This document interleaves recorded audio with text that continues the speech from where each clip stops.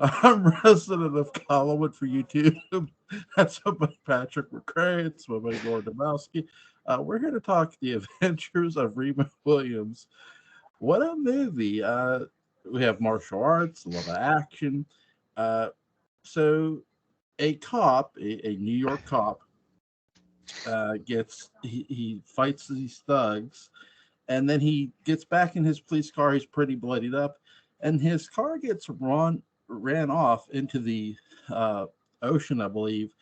And then you see these divers save him, and boom, he's not really dead, but they fake his death, and that's how this movie starts off. So we have action, some and espionage and action. So, guys, when did you first see the Adventures of Remo Williams? Yeah, you always defer to me, Patrick. But anyway, I I can no, actually, I can go first if you want. Patrick, why don't you go That first? would be fine. Um, I saw Remo Williams' The Adventure Begins in 1985, I believe, which is when it was released in theaters at RiverCon in Louisville. They had done a big promo for it, and I don't know what personnel from the film they brought. They brought some, and Orion did a really nice presentation that summer. And it was, I think at that point, it might have still been called Remo Williams: The First Adventure, which I think was the wisely avoided title. But Remo Williams: The Adventure Begins is still presuming a lot and inviting critics to have a field day. And I had never heard of the Destroyer. I'd probably seen them on the supermarket shelves and things, Mhm. but had never really read one or knew anything about it. And the presentation they gave was just great. It was this wonderful overview of the books, and so I, immediately ran out to the Huckster room and bought some, and made the mistake of starting with Created the Destroyer, which not a good book to start with. But the movie came out, and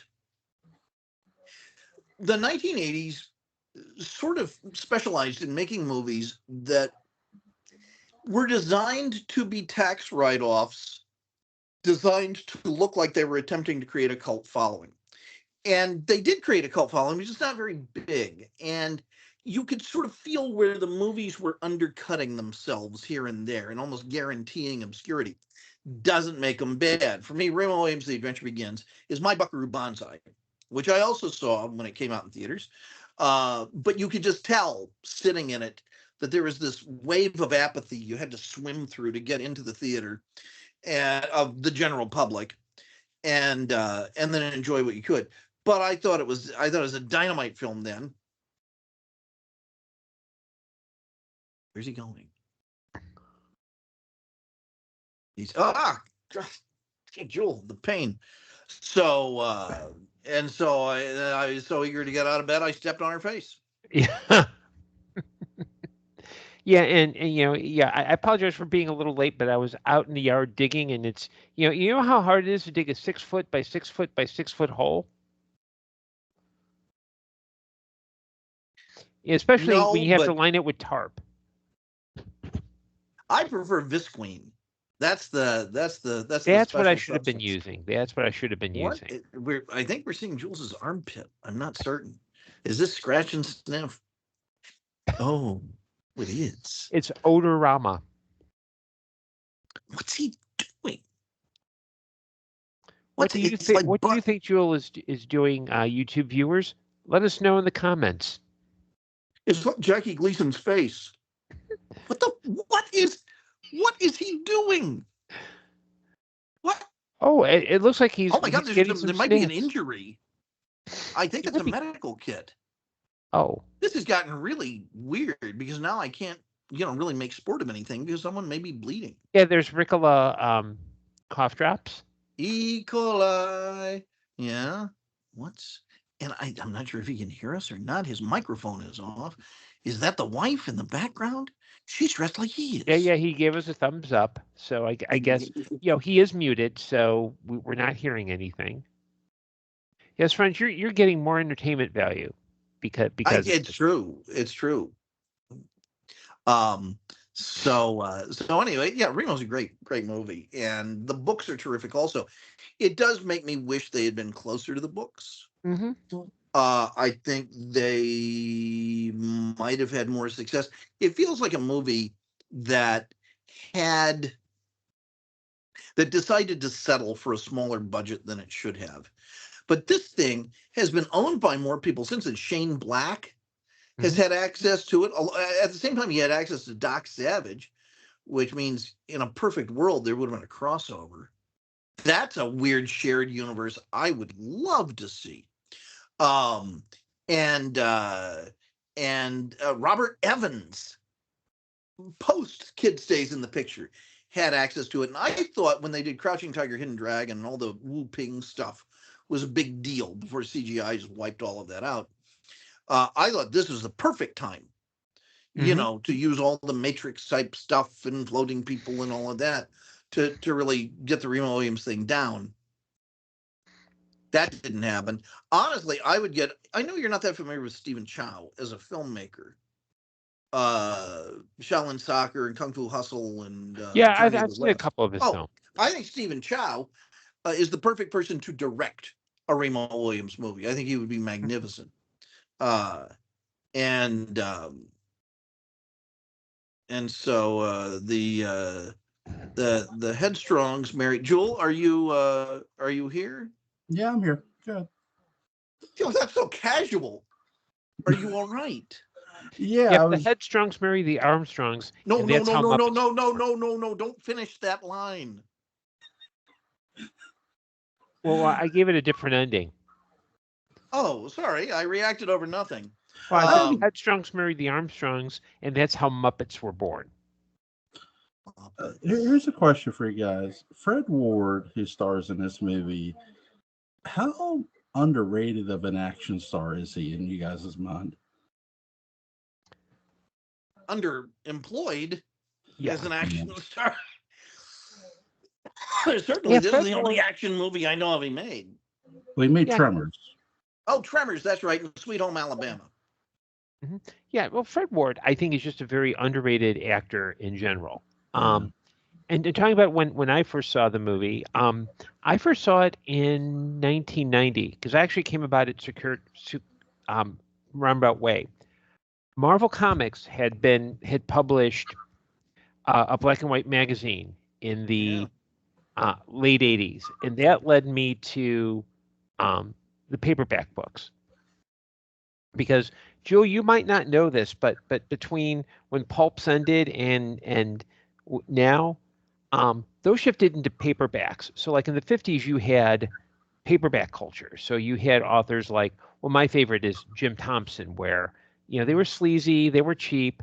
But when James Bond came around in the late 50s, Bantam started republishing Doc Savage in the early 60s. And that led to two guys named Warren Murphy and Richard Saper developing The Destroyer. The first book they wrote in like 63, 64, but it wasn't published until 72. So by the time you get there, and even they admitted it wasn't a good book. And then it wasn't until their third novel, Chinese Puzzle, that they took off. And it lucked out because they hit on a couple of really great factors, which I think the movie does share. The first is that they realize that, they kind of had a very timely effect because Chinese Puzzle is about the U.S. going to China around the same time Nixon went to China. They didn't foresee it, but they also realized that, a lot of men's adventure books were all like, grim and gritty. It's like there was The Executioner, which was basically Don Pendleton wrote a novel that character inspired Marvel's Punisher. But The Destroyer, this stuff is just too grim and gritty. There's a slightly satirical sense of humor. So in the movie, there's the scaffolding around the Statue of Liberty. At the time, the Statue of Liberty was being renovated. I think they were. We were used to that site. Yeah, and the other thing was that the whole HARP project was a kind of sly nod to the Star Wars program, which is Reagan was going to put satellites in space to shoot down nukes, and but the comic led to the paperbacks because I was already a huge Doc Savage fan, and I caught it when Signet was publishing, and Will Murray was writing the novels, And that was good. And that led me to seek out the Pinnacle books. And Pinnacle was kind of they're kind of like the, they weren't about good literature. It's basically you bought what you paid for. But I think, and so I discovered the movie because it was hard to find on home video. Not because it was rare, but because not a lot of video places would stock it. Yeah. But once I saw it, I think it's a pretty good approximation. I do think, like Patrick said, it suffered from a lack of a budget. I think it also suffers from the you could tell that it was one of those projects that maybe had been in development a while, and somebody just said, "Oh yeah, what the hell? Let's go through it." Get it out. Apparently, there's a really good video game, sort of computer game that was going to come out or came out around that time, but it didn't do as well as they wanted to. I seem to recall something about that in the making of on the Blu-ray. Yeah, and the really weird thing is that the director is Guy Hamilton, who actually did several Bond films. So they had money coming from someplace. Goldfinger was his big one. We don't need that kind of smutty talk around here, Patrick. Don't talk about his Goldfinger being a big one. It was bad enough we got Joel here with his potty mouth, but everything he touches turns to excitement. Yeah. I saw this movie on television of all places, actually on TBS of all places. So when I believe I was like 10 or 11, and did you go around tapping people's wrists? Well, here's the thing. Keep in mind, when this was aired, this was the early 90s when I saw this. So, like, to me, it's like movies in the 80s, the movies I saw were bloody, very violent. The movies in the 90s, action movies, depending on what you saw, if you look at The Crow, very dark, cringy movie. Terminator 2 was high octane action with a story in it. And then there's this, which didn't come out in the 90s, but was made in the 80s and came out there. And it was something so different. And I enjoyed the hell out of it as a kid. I thought, first of all, I had already seen Tremors for Fred Ward. So I liked Fred Ward's acting. You were a big Michael Gross action film fan. You had that Family Ties box set. I did see Michael Gross on Family Ties, but I do. Yeah, you also have like the Law and Order and Law and Order Criminal Intent box sets because he played bad guys on both series. Because you're a completist, Joel. We all know that. My mother dated Michael Gross. Really? When he was doing study Actors Theater Louisville, and she dated him when he was there. Cool. Oh, also, he was also on the couple episodes of the show Suits. So Michael Gross has gotten He played around. the vest. Yes. And I do more remember Michael Gross from the Tremors movies because he played Bert so often and really well. And he always stood out. I do remember him from Family Ties briefly, but I more remember him from the Tremors movies. Now, Fred Ward, I saw him in Tremors first, then I saw him in this. And then I saw him in He was good on Family Ties as Meredith Baxter Burning. I saw him in when I saw Fred Ward in Tremors 2, I was glad he came back to do it. I really enjoy watching Fred Ward work. He's really a fun action star to watch. You don't mean like in the yard. You mean like in movies? It's sort of like when you watch him on screen, you never really know what his characters are going to do.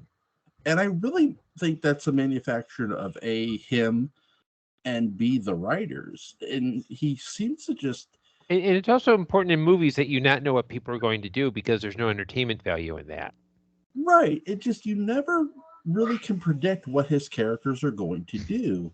And I love that aspect when he plays a character because he always brings that sort of style to any character he plays. The deadliest foe he ever went up against was a psychic who knew what he was going to do and would reveal it to the audience before he did it. every time. It was Fred Ward versus Uri Geller, which was a special. Jules I turned off remember the that. It was microphone. like on NBC. It was It's Fred like on the Silverman. Yeah, and Yeah. so it was brilliant. But You missed television history, Joel. all Uh, seriousness aside, he had just done The Right Stuff a few years before, taking on probably the most challenging role in the movie. And that's the greatest movie of the 1980s. And he takes on the most challenging role in the movies. And often, and this is something Ward is good at, a kind of unlikable role. And occasionally he's good at being unlikable. And Gus has some not so great moments in The Right Stuff. And so Ward has a really kind of, he's as dark as you can get and still be vaguely jolly. Is the best way I can describe him. But he's not traditionally handsome, and I think little things like that probably helped the movie Remo Williams artistically, but maybe not at the box office. If you look at the different guys in The Right Stuff, Scott Glenn is closer to what I think of as Remo Williams, although Remo does have some of these squat qualities, very thick wrists and things like that. And I could see Fred Ward kind of having those qualities. And Fred Ward also has a slightly Native American appearance, which wouldn't matter now, but they later made Remo half Native American. And that, because Remo in the books doesn't know his origin. He's it's like an interesting Victoria Winters. And so he's constantly seeking his his childhood, his background. And for a while he thinks Chun may be his father. He doesn't know. And the genetics of Remo gets really interesting, because as it turns out, Sinanju, which is the little town that created the martial art form that he follows, the sun source of all martial arts in Korea, had a splinter group who came to America and became a group of Native Americans, I guess not that native, called the Sunny Joe tribe, or the Sunan Joe tribe. And his father is of that tribe. So he is a child of Sunanju, just through a very roundabout way. Mm-hmm. The guy who plays his teacher, his martial arts teacher, is that Jennifer Grey's dad? Yes, it is. Yeah, Joel Grey of Cabaret, sings the title as the MC in Cabaret. And they wanted him because he was a dancer and a good actor, but very lithe. And at the time, it wasn't as controversial as it was now. Hollywood was not rife with Asian actors who had all of the qualities that they were looking for. They were looking for someone who was very good with language, who was very good moving, who was very, very good actor, and getting they could get one or two of those, but getting all of them, now it'd be very easy.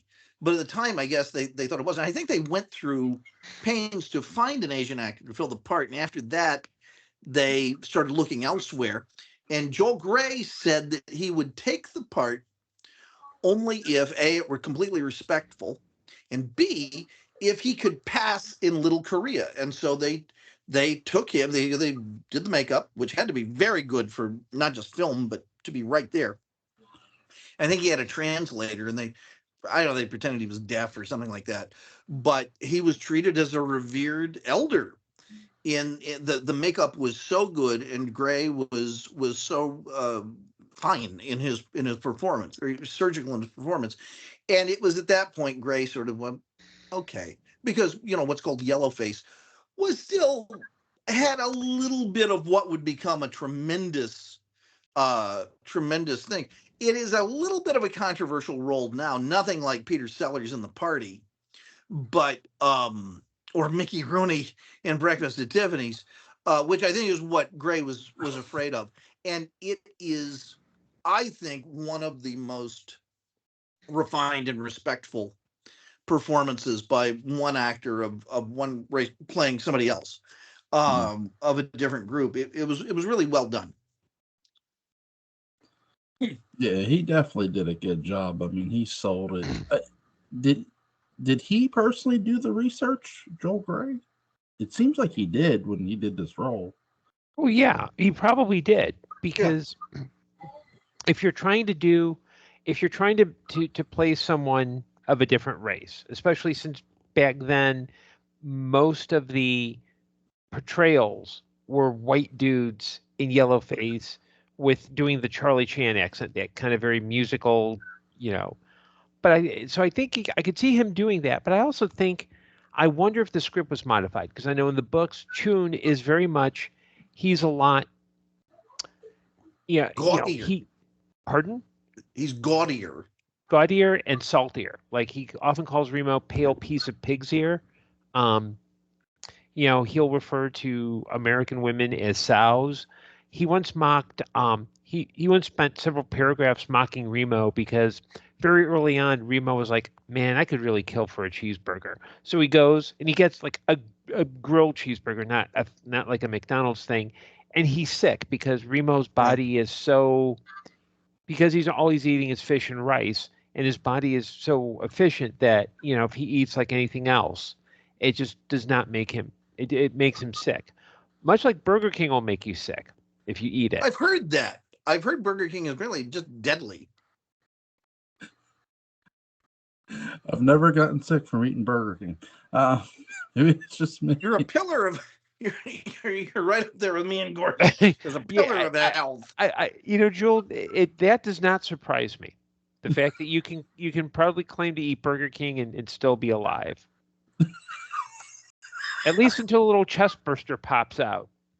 Yeah. Joel grows into a enjoyed xenomorph. The limited run colon buster from Burger King. The colon blow. The ass blaster. Oh, what? Okay. Sorry about that, Patrick. God. Oh my god. I do love the scenery in this movie that we get. It's not just shot in New York. There's other locations. I do like every location that they use. I love the military base. It was really well done. The fights, the choreography in this is really good for what we do get. Because it's not like there's a ton of like back and forth martial arts stuff like in certain martial arts movies you'll see, but there is good physical enough action to sell it. Because no one is, at least at this point in Remo's career, as far as he knows, no one is Remo's equal except for Chun. And eventually that would change in the books. Chun had a son named Nook. And Nook is actually Chun's name, and Chun changed it. Something like that. It was crazy. Yeah. Nook, I think, was originally Chun's name, but Nook decided, okay, when you train in Sinanju, you're doing it to defend Sinanju. You're not doing it for profit. Nook decided, no, I'm going to be an assassin for profit. And so Chun was so ashamed that he changed his name from Nook to Chun. Which is Nook spelled backwards. Mm-hmm. I'm still here. You would get vertigo if I kept the camera on.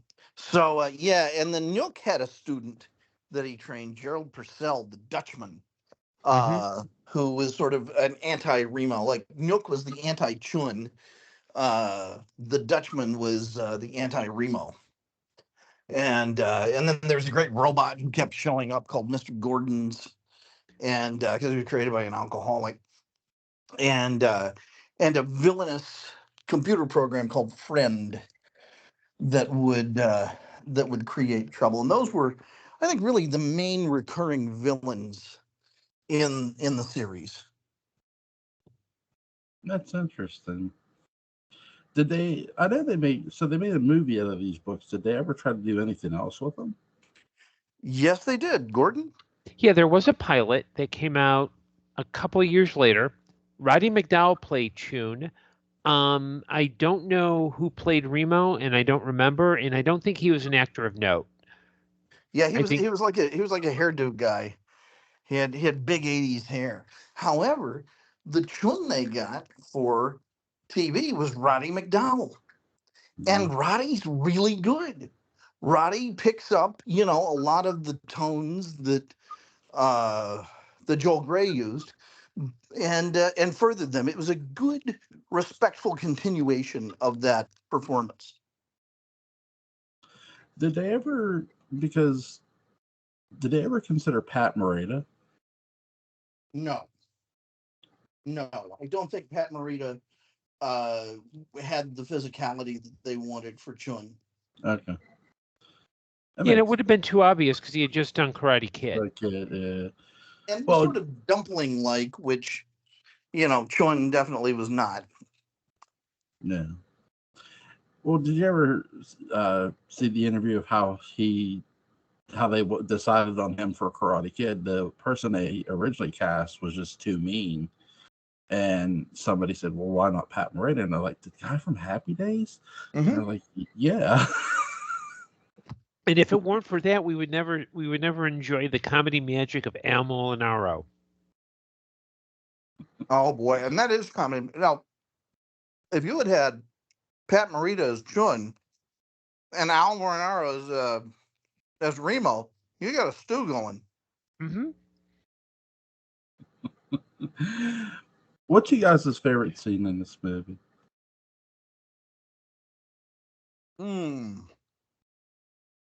For me, very sentimentally, it's when Remo very briefly thinks that Chun is dead in this truck accident, and they drop all of the hostility. And despite the fact that the movie has not been on long, you're only an hour and 15 minutes, hour and 20 minutes into the movie, it nevertheless is a very good, deep, resonant moment that Chun only allows to be sentimental for so long. But it's a really quietly breathtaking moment of kinship between these two characters. And it's, I missed up when I think of it. It's a good scene. Yeah, and I would say my favorite scene is the training scene at the beginning, where Chun has him leap from The one various about fear? things. Pardon? Well, he has that monologue about fear earlier. Is that sort of part of it? That's it. Where he starts the monologue fear and he goes up, and then Ward is like, okay, Chun says, oh well, okay, now go back down, and Remo's like, oh okay, and Chun turns out the light. Mm-hmm. And it's not what you see, it's what you know. And I love that it starts their relationship on, yes, there is friction, but at least you see where it's starting to get healthy, because Chun ultimately trusts Remo, despite the fact that he would kill him. He would, yeah. Well, and Chun must sense that Remo's special, right? Even if he doesn't admit it. There are two origin novels, because there was one done much later. I guess when late '90s, mid to late '90s, The End of the Beginning, which I think was in the 100s or the early 100s, and they retell the origin. It is a really smart thing to do, because they retell the origin consistent with the first book, but they surround those events and enhance those events with all of the continuity that had been developed since that first book had been written. Yeah, because I know they re-released The Day Remo Died, which was in the Assassin's Handbook, as a separate, because I think you can even get it for free on Amazon Kindle. Mm-hmm. But this isn't it. This is, I think, called The End of the Beginning. And it's a hell of a book. If you could cast Remo Williams today, who would you put in there? 10, 15 years ago, I would have cast Jason Lee. Yeah. You've got to cast some. I mean, Ryan Reynolds would be pretty good. You have to cast a smartass, but a very likable one. So the authors in the 70s wanted it to be Dustin Hoffman. I don't think Hoffman was to be as good a casting choice now. No. I don't think he would have been back then either. No. But now, Gordon, who would you cast? Well, this is going to be a bit of a stretch, so bear with me. There's an actor on the show Leverage named Christian Kane who plays. His character is Elliot Spencer, who's basically starts as a retrieval specialist, but it's revealed that he has all sorts of he's done some shady stuff for the government, and he has the obligatory fight scene. I think he's able to do smart ass and actually do attitude facially. So I would, he's got the attitude, he's got the physicality, and I think, if you give him a haircut, he's got the look. So that's who I would cast. Mm-hmm. Cool. Who would you cast as Bruce Chin? Campbell would have been good. Yeah. Bruce Campbell would have been good in his prime. Mm-hmm. Yeah, he would have. Absolutely. Who would you cast as Chin? His master. Star Jones. I don't know. I would strive to find a Korean, and the best Korean English or Korean American actor I could find. Mm-hmm. Yeah, if I'm looking, I can't remember the gentleman's name, but he's the lead actor in Parasite, which won the award a couple of years ago, the Oscar a couple of years ago. I'm blanking on his name, but I think he would be. I mean, he's a little bit more rotund. He's not as lean, but I think because in that movie he's playing very much it would be playing against type, because there he's playing more of an advantageous person, but kind of an advantageous con artist, for lack of a better term. But I think he'd be interesting in the role, let's say. And of course, Jewel, you completely just ignored the obvious focal point of the movie, the total smoke show that adds the cherry to the Sunday that is Remo Williams' The Adventure Begins. And I'm talking, of course, about Wilford Brimley. You completely, shame on you, Jewel, for ignoring that. Shame on you. Diabetes, I wish on you. Not diabetes, diabetes. That only oatmeal can cure.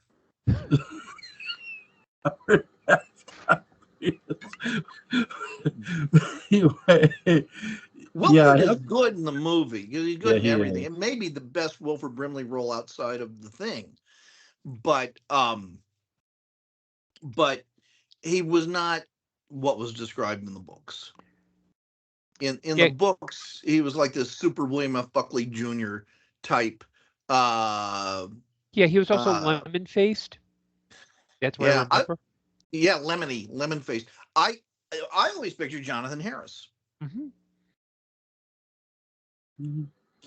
Mm-hmm. Let's see. For Remo Williams, for today, a smart ass. Let's see. That's rough, but someone who can actually be a smart ass. John Moxley could easily do it. Cast that Anson Mount. Yeah, Anson in there. You got a great show going. For his mentor, I would cast Beat Ducati, who was in the Ghost in the Shell movie. Really, really good actor. He played the Shell. He played the Shell. He played Chief Aramaki in the live-action movie. Go watch the movie; it's pretty good. 7.5. For this movie, though, I give a solid 10. I've heard you say that before. Go on. I give this movie a solid 10. It's an odd. Again, Joel, stop with the smutty talk. It's just unbecoming.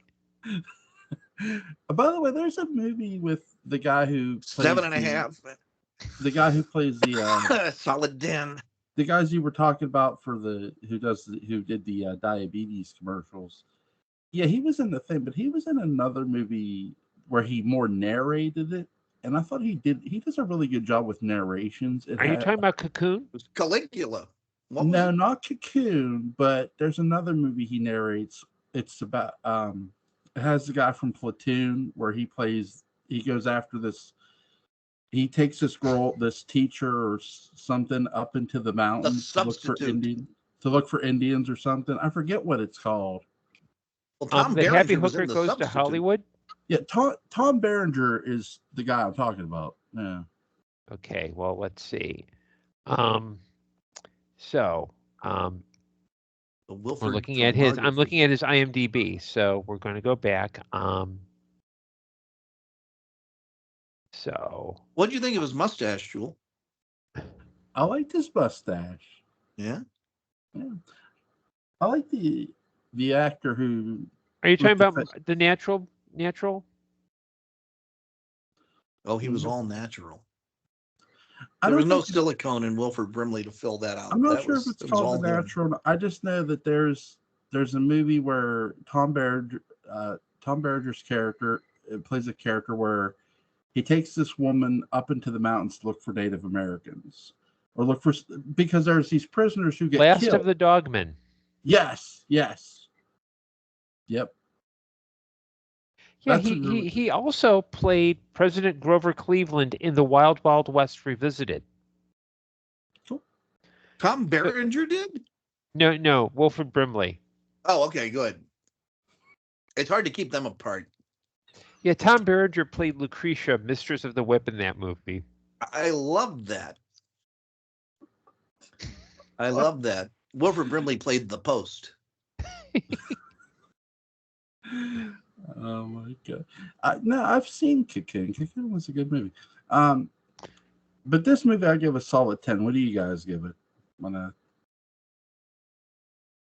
Out of respect to the books, I would probably give it an 8.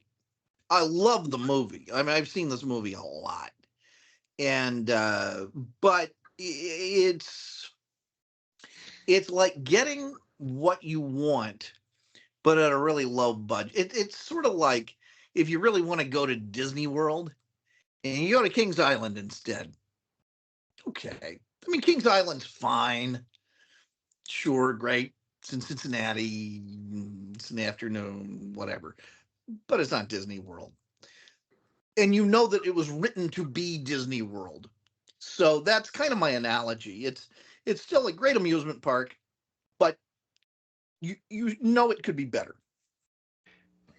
Yeah, I would give it an 8 too, because it's like for me, it's like if you have a sweet tooth and you want to get something sweet, you have a taste for Oreos, so you go to the store. They're completely out of Oreos, but you get the store brand, and like they don't even have Hydrox, which is for me it's a better cookie, but they don't make those anymore. That's But they just Harlan but they always have said that. they have the generic kind of chocolate sandwich cookies, and they don't taste anything like Oreos, and you're kind of like, yeah, they're okay, but they're not Oreos. Yeah, you go out for White Castle, you wind up with Crystal. It's okay, but you know there's White Castle out there somewhere, and Remo Williams really deserves the White Castle treatment as a property, and this is one of those properties where there've been attempts to remake it a number of times. Robert Evans, producer of The Godfather, had access to it. He had the rights for a while, and Shane Black, director of Iron Man 3, had access. He had the rights to it as well as Doc Savage. He may still have the rights to it. He couldn't quite get it off the ground. But this is one of those things, a little like Dark Shadows going to the movies, that still has its potential to be really real. And this is a movie where there would be a remake that no one associated with the book would really say, well, it's not as good as Remo Williams. Remo Williams is trying hard, and it's a good movie. I love it. But I love it and the franchise enough to admit maybe this could have a slightly better treatment. Yeah. Hang on, I'm going to show you guys something though.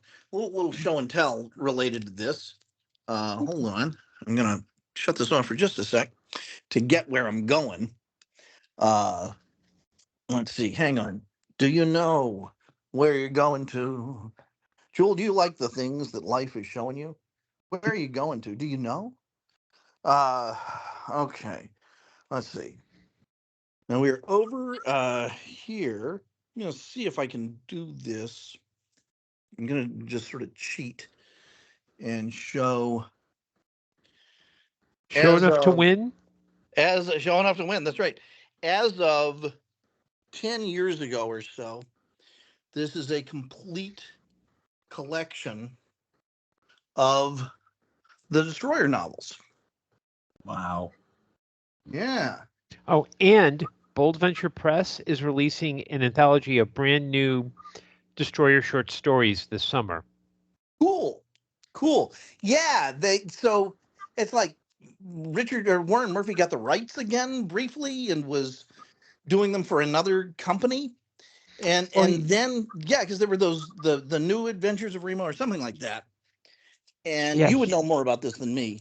Yeah, he had gotten the rights, and he worked for another company, and they did kind of this, they kind of went into an unusual direction, and he started his own publishing firm and actually started republishing not just new stuff, but the old stuff, because you can find all the old books on Kindle for like $3 a piece. And there are also some on Audible as well. Yeah, they're a mixed bag.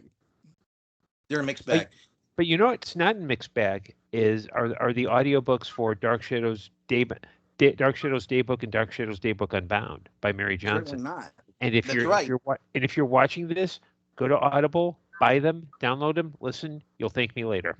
And if someone says, I want Dark Shadows Daybook and Daybook Unbound on audio on this video, if they message that, I will get them free copies of each. But it's the first person to do it.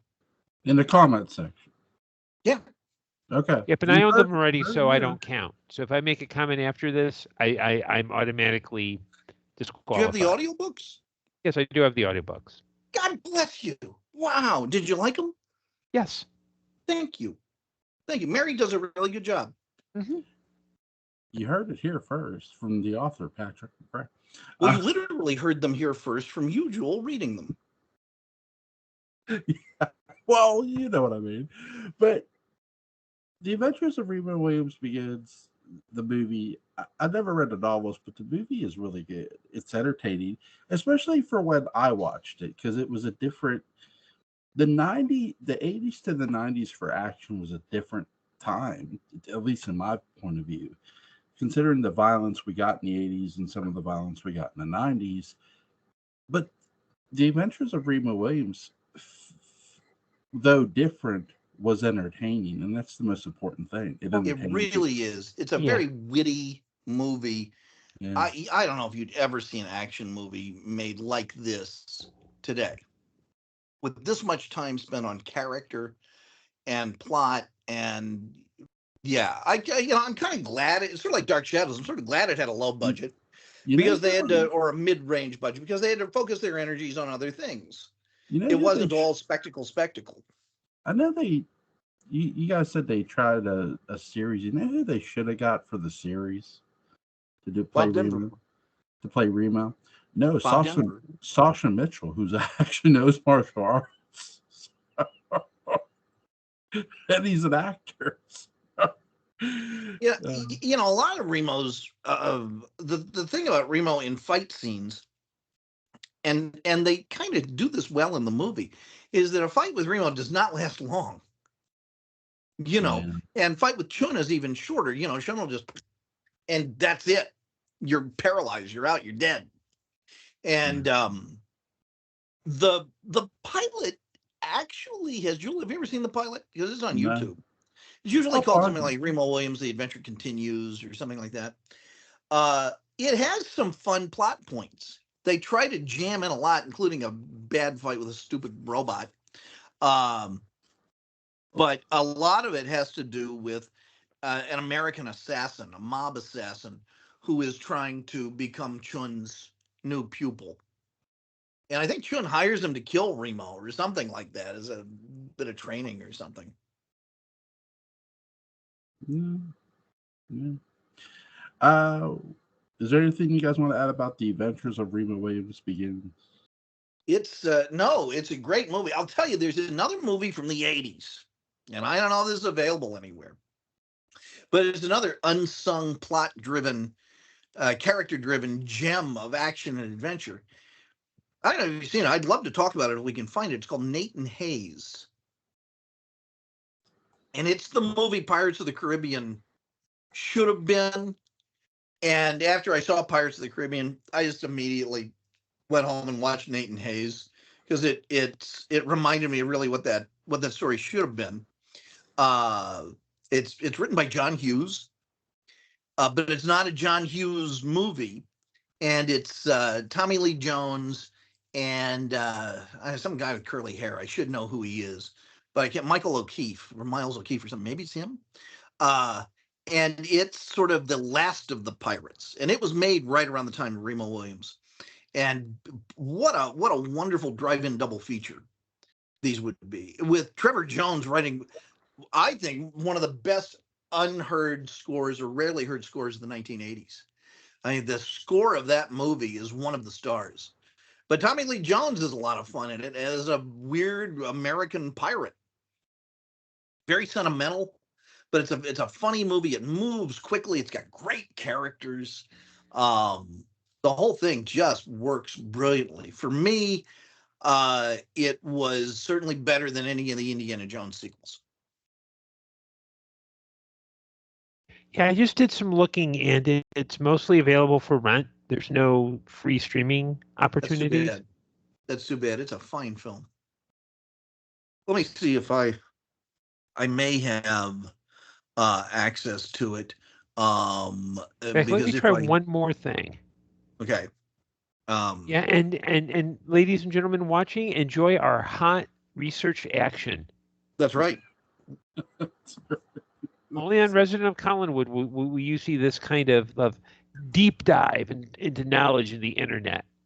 Yes. Yeah, it's not in my Movies Anywhere collection. I think whatever studio it was associated with doesn't play ball with them.